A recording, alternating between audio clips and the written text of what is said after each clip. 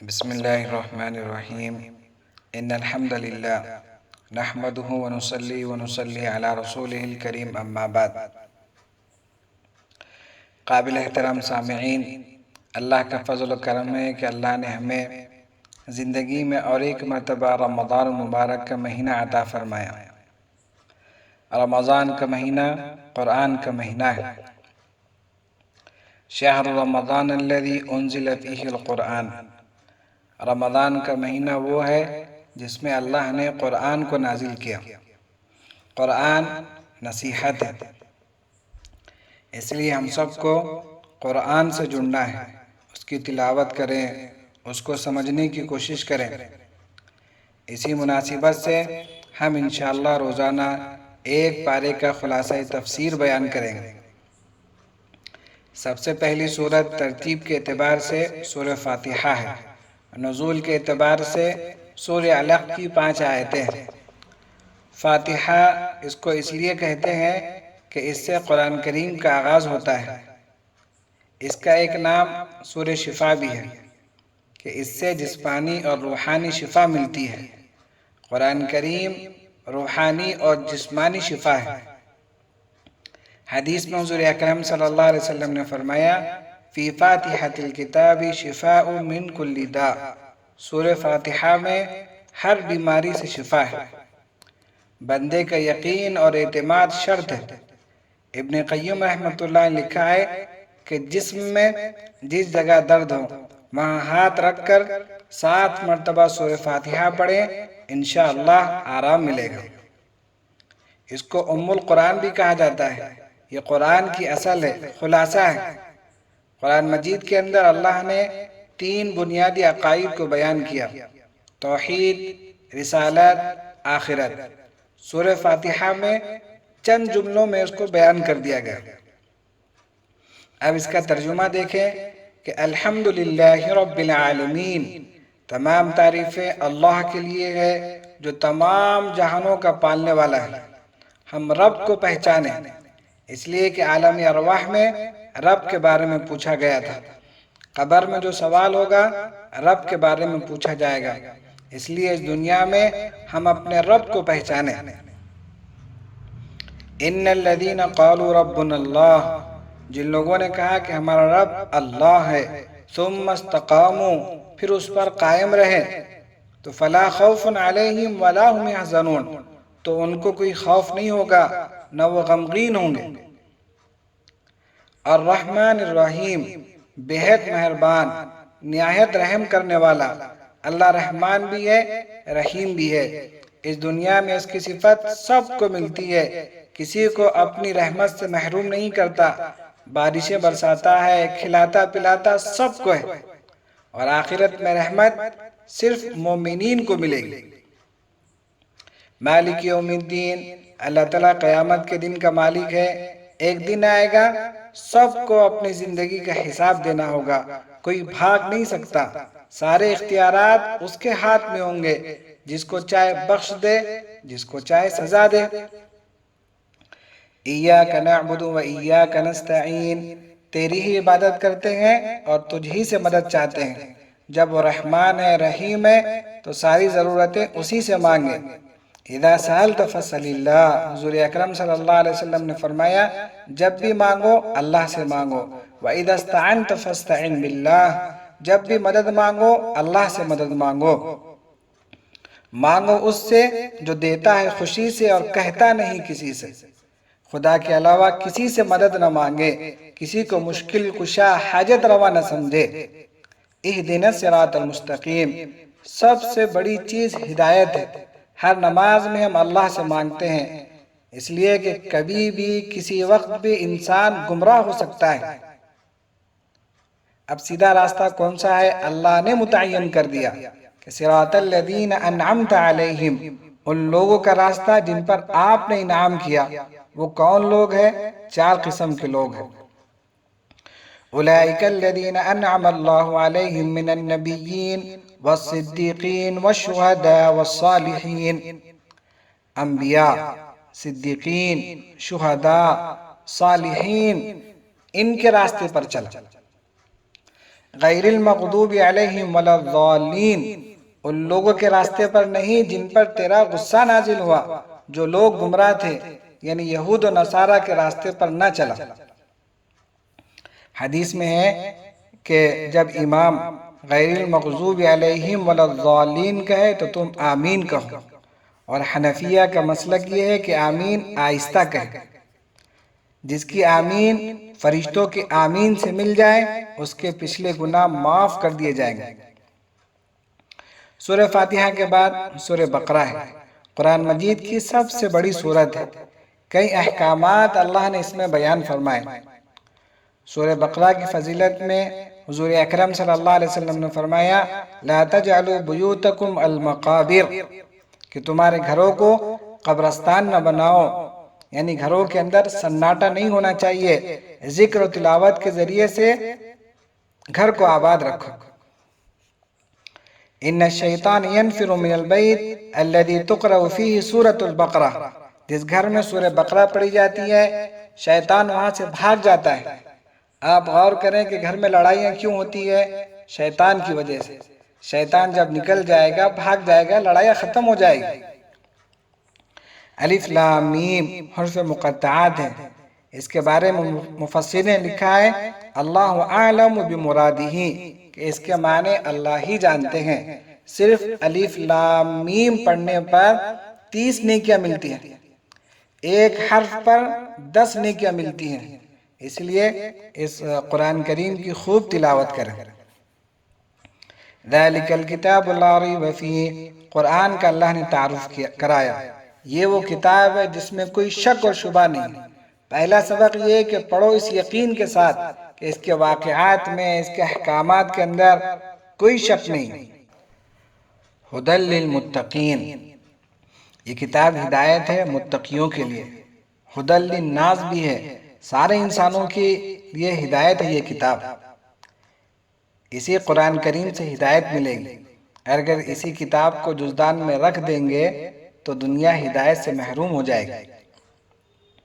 تو قرآن ہدایت ہے متقیوں کے لیے، حقیقی فائدہ متقی لوگ اٹھائیں گے۔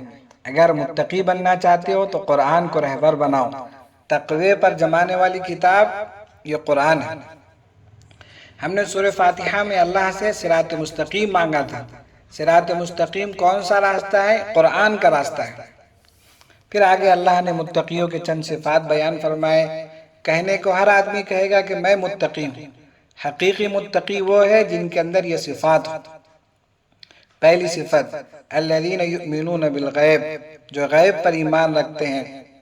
دیکھ کر ایمان رکھنا یہ کمال نہیں ہے، بن دیکھے ایمان لانا یہ کمال ہے۔ ہم نے اللہ کو نہیں دیکھا، جنت جہنم کو نہیں دیکھا، حساب و کتاب کیا ہے ہم نے نہیں دیکھا، لیکن حضور اکرم صلی اللہ علیہ وسلم نے بتا دیا ہمارا ایمان ہے۔ آگے صفات بیان فرمائی کہ وَيُقِيمُونَ الصَّلَاةَ، کہ وہ نماز قائم کرتے ہیں۔ کہ وہ قائم کرتے ہیں اس کا مطلب آداب و شرائط کے ساتھ، پابندی کے ساتھ نماز پڑھتے ہیں۔ دیکھیں نماز کے بغیر کوئی متقی نہیں بن سکتا۔ نماز بدنی عبادت ہے، یہ اللہ کا حق ہے۔ وَمِمَّا رَزَقْنَاهُمْ يُنْفِقُونَ، جو ہم نے ان کو دیا ہے رزق اس میں سے خرچ کرتے ہیں۔ زکوٰۃ مالی عبادت ہے، یہ بندوں کا حق ہے۔ مال میں ایک حق ہے زکوٰۃ کا، پھر نفلی صدقات ہے، اہل و عیال پر خرچ کریں۔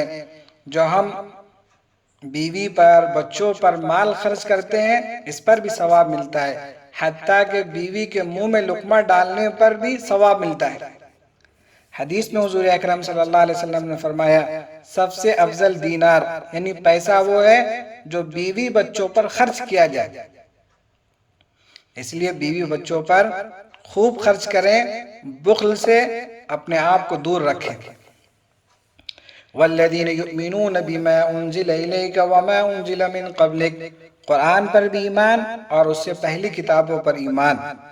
وبالآخرۃ ھم یوقنون، اور وہ آخرت پر یقین رکھتے ہیں۔ آخرت پر کامل یقین کے بغیر آدمی گناہ سے نہیں بچ سکتا۔ آخرت کی فکر انسان کو گناہ سے بچاتی ہے، اس لیے فکر آخرت کی طرف توجہ دلائی گئی۔ اولئک علی ھدی من ربہم واولئک ھم المفلحون، یہی لوگ کامیاب ہے اور یہی لوگ ہدایت یافتہ ہے، یعنی جن میں یہ صفات ہے وہ لوگ کامیاب ہیں۔ پھر کفار کا ذکر کیا گیا کہ ان کے اعمال بد کی وجہ سے اللہ نے ان کے دلوں پر کانوں پر مہر لگا دی، ان کی آنکھوں پر پردہ ڈال دیا کہ حق قبول کرنے کی صلاحیت ختم ہو گئی۔ پھر منافقین کا ذکر کیا گیا، ظاہر میں ایمان اور اندر کفر، دھوکہ دینا، جھوٹ بولنا، زمین میں فساد مچانا، دل کی بیماریوں میں مبتلا تھے، حسد، تکبر میں ایمان والوں کا مذاق اڑاتے تھے۔ آگے اللہ نے عبادت کا مطالبہ کیا سارے انسانوں سے، یا ایھا الناس اعبدوا ربکم الذی خلقکم والذین من قبلکم لعلکم تتقون، اے لوگو عبادت کرو اس رب کی جس نے تم کو پیدا کیا، تم سے پہلے لوگوں کو پیدا کیا تاکہ تم متقی بن جاؤ، خدا کے عذاب سے بچو۔ ہر انسان سے مطالبہ ہے کہ کفر اور شرک کو چھوڑو۔ منافقین سے کہا گیا کہ نفاق کو چھوڑو، ایک اللہ کی عبادت کرو اخلاص کے ساتھ۔ اب اس کی عبادت کیوں کریں؟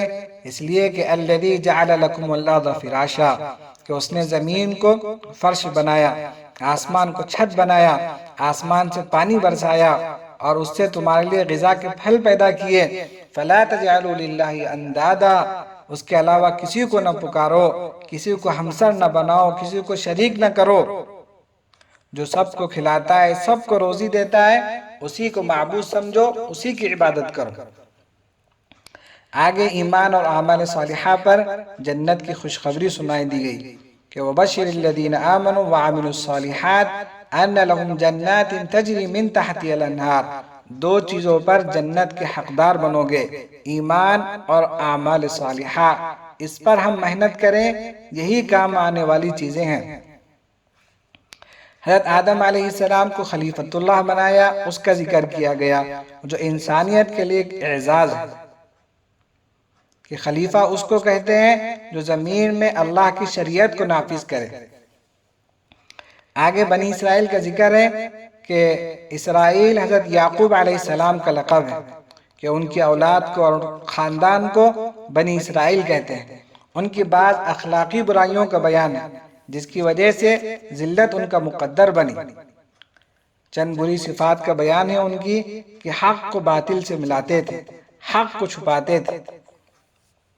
حدیث میں سخت وعید حضور اکرم صلی اللہ علیہ وسلم نے بیان فرمائی جو علم کو چھپائے، کہ حضور نے فرمایا جس سے علم دین کی کوئی بات پوچھی جائے جسے وہ جانتا ہو پھر بھی وہ اس کو چھپائے تو قیامت کے دن اسے آگ کی لگام پہنائی جائے گی۔ اور ایک بری عادت ان کی یہ تھی کہ أَتَأْمُرُونَ النَّاسَ بِالْبِرِّ وَتَنْسَوْنَ أَنفُسَكُمْ، کہ تم لوگوں کو نیکی کا حکم دیتے ہو اور اپنے آپ کو بھول جاتے ہو۔ وَأَنْتُمْ تَتْلُونَ الْكِتَابَ، حالانکہ تم کتاب پڑھتے ہو۔ أَفَلَا تَعْقِلُونَ، کیا تم کو عقل نہیں ہے؟ کیا تم عقل سے کام نہیں لیتے؟ دوسروں کو نیک بنانے کی کوشش کرتے، خود نیکی پر نہیں چلتے۔ اس میں اس شخص کی مذمت بیان کی گئی جو دوسروں کو تو نیکی کا حکم کرے اور خود عمل نہ کرے۔ اگر ہم کسی کو نیکی کی ترغیب دیں تو خود بھی اس پر عمل کریں۔ ہمارے نبی صلی اللہ علیہ وسلم کی خاصیت یہ تھی جو بولتے تھے وہ کرتے تھے، جو کچھ قرآن میں تھا آپ کی عملی زندگی کے اندر وہ موجود تھا۔ جیسے کہ کسی کی غیبت مت کرو تو کبھی حضور نے کسی کی غیبت نہیں کی۔ ہماری بات میں اثر جب ہوتا ہے جب ہم خود عمل کریں۔ معراج میں حضور اکرم صلی اللہ علیہ وسلم نے دیکھا کہ بعض لوگ ہیں جن کے ہونٹ اور زبان آگ کی قینچیوں سے کاٹی جا رہی ہے، تو حضور اکرم صلی اللہ علیہ وسلم نے حضرت جبرائیل علیہ السلام سے پوچھا کہ یہ کون لوگ ہیں؟ تو جبرائیل علیہ السلام نے عرض کیا واعظین ہیں، بیان کرنے والے ہیں، لوگوں کو تو نیکی کا حکم کرتے تھے، خود عمل نہیں کرتے تھے۔ اللہ ہماری حفاظت کرے۔ ان ساری بری عادتوں کے باوجود دعویٰ یہ تھا ان کا کہ جنت میں ہم جائیں گے۔ وَقَالُوا لَن يَدْخُلَ الْجَنَّةَ إِلَّا مَنْ كَانَ هُودًا أَوْ نَصَارَىٰ، جنت میں تو ہم جائیں گے، یا کچھ جگہ بچ گئی تو کچھ عیسائی چلے جائیں گے۔ تو اللہ نے کہا تِلْکَ أَمَانِیُّهُمْ، یہ ان کی آرزویں ہیں، جھوٹی آرزویں ہیں۔ کوئی بھی جنت کا حقدار نہیں ہے، ٹھیکیدار نہیں ہے، دعووں سے جنت نہیں ملتی۔ جنت میں جانے کے لیے سب سے پہلی شرط وہ ایمان ہے۔ مسلم شریف کی حدیث ہے کہ حضور اکرم صلی اللہ علیہ وسلم نے فرمایا لا يدخل الجنت الا المؤمنون، جنت میں صرف ایمان والے ہی داخل ہوں گے۔ آگے گائے کا واقعہ بیان کیا گیا کہ اس کی وجہ سے اس سورت کا نام سورہ بقرہ ہے، کہ بنی اسرائیل میں قتل ہو گیا، بھتیجے نے چاچا کو قتل کر دیا، مال کی وجہ سے، یا بیٹی نہیں دی تھی تو اس کو قتل کر دیا۔ قاتل کا پتہ نہیں چل رہا تھا کہ کون ہے، سب ایک دوسرے پر الزام لگا رہے تھے۔ تو اللہ نے حضرت موسیٰ علیہ السلام کو حکم دیا کہ گائے ذبح کرو اور اس کے گوشت کا ٹکڑا مرنے والے کے جسم پر لگاؤ، وہ خود بتائے گا کہ میرا قاتل کون ہے۔ ایسا ہی کیا گیا تو مرنے والا زندہ ہو گیا، اس نے بتایا کہ میرا قاتل یہ ہے، اور وہ دوبارہ مر گیا۔ ایسا اس لیے کیا گیا کہ اس وقت میں یہود کی ایک جماعت مرنے کے بعد دوبارہ زندہ کیے جانے کا انکار کر رہی تھی۔ تو اللہ تعالیٰ نے بتا دیا کہ انسان کو مارنا، زندہ کرنا سب ہمارے ہاتھ میں ہے، اور اللہ تعالیٰ تمام انسانوں کو قیامت کے دن دوبارہ زندہ کرے گا۔ ان اللہ علی کل شیء قدیر، اللہ تعالیٰ ہر چیز پر قادر ہے۔ پھر پارے کے اخیر میں حضرت ابراہیم علیہ السلام کا ذکر فرمایا گیا کہ وَإِذِ ابْتَلَىٰ إِبْرَاهِيمَ رَبُّهُ بِكَلِمَاتٍ فَأَتَمَّهُنَّ، کہ ابراہیم علیہ السلام کا اللہ نے امتحان لیا، وہ اس امتحانات کے اندر کامیاب ہوئے۔ بچپن میں کفر سے متاثر نہیں ہوئے، اللہ کی خاطر آگ میں ڈالے گئے، وطن کو چھوڑا، بیوی بچوں کو اللہ کے حکم پر مکہ کے وادی میں چھوڑ کر آئے۔ خواب میں دیکھا کہ بچے کو ذبح کر رہے، تو بچے کو ذبح کرنے کے لیے تیار ہو گئے۔ جب اللہ نے ان کے امتحانات لیے، وہ امتحانات کے اندر کامیاب ہوئے، تو پھر اللہ نے ان کو ساری انسانیت کا امام بنایا۔ انی جاعلک للناس اماما۔ جب ابراہیم اور اسماعیل علیہ السلام خانہ کعبہ کے بنیادوں کو اٹھا رہے تھے تو وہ اللہ سے دعا کر رہے تھے، التجا کر رہے تھے، ربنا تقبل منا انک انت السمیع العلیم، اے ہمارے رب ہمارے اس عمل کو قبول کر لیجئے، آپ ہی سننے والے ہیں اور جاننے والے ہیں۔ لیکن نیک اعمال کے بعد دعا مانگنی چاہیے، اس وقت میں اللہ تعالیٰ دعا قبول فرماتے ہیں۔ انہوں نے دعا مانگی کہ وَجْعَلْنَا مُسْلِمَيْنِ لَكَ وَمِن ذُرِّيَّتِنَا أُمَّةً مُسْلِمَةً لَكَ، اے اللہ ہم کو بھی اور ہماری اولاد کو بھی آپ کا فرمانبردار تابعدار بنا دیجئے۔ آگے حضرت یعقوب علیہ السلام کا ذکر ہے کہ جب ان کی وفات کا وقت قریب آیا تو انہوں نے اپنی اولاد سے کہا اِذْ قَالَ لِبَنِيهِ مَا تَعْبُدُونَ مِن بَعْدِي، تم میرے بعد کس کی عبادت کرو گے، کس عقیدے پر رہو گے؟ ایک نبی اپنی اولاد سے یہ پوچھ رہے ہیں، تو اس سے ہم سب کو یہ سبق ملتا ہے کہ ہمیں اپنی اولاد کی ایمان کی فکر کرنا، ان کے عقیدے کی، ان کے اخلاق کی خوب ہم فکر کریں۔ ایک ہی خدا کی عبادت کریں گے، وَنَحْنُ لَهُ مُسْلِمُونَ، اور اسی کے تابعدار رہیں گے۔ پھر پارے کے اخیر میں فرمایا فَإِنْ آمَنُوا بِمِثْلِ مَا آمَنْتُمْ بِهِ فَقَدْ اهْتَدَوْا، اگر تم ایمان لاؤ جیسا حضور اکرم صلی اللہ علیہ وسلم کے صحابہ ایمان لائے تو تم نے ہدایت پا لی۔ یعنی حضرات صحابہ کرام معیار حق ہے، ان کو نمونہ اور آئیڈیل بنا کر زندگی گزارنی چاہیے۔ اللہ سے دعا ہے کہ اللہ تعالی ہم سب کو قرآن کا فہم عطا فرمائے اور اس پر عمل کرنے کی توفیق عطا فرمائے۔ آمین۔ وآخر دعوانا الحمد للہ رب العالمین۔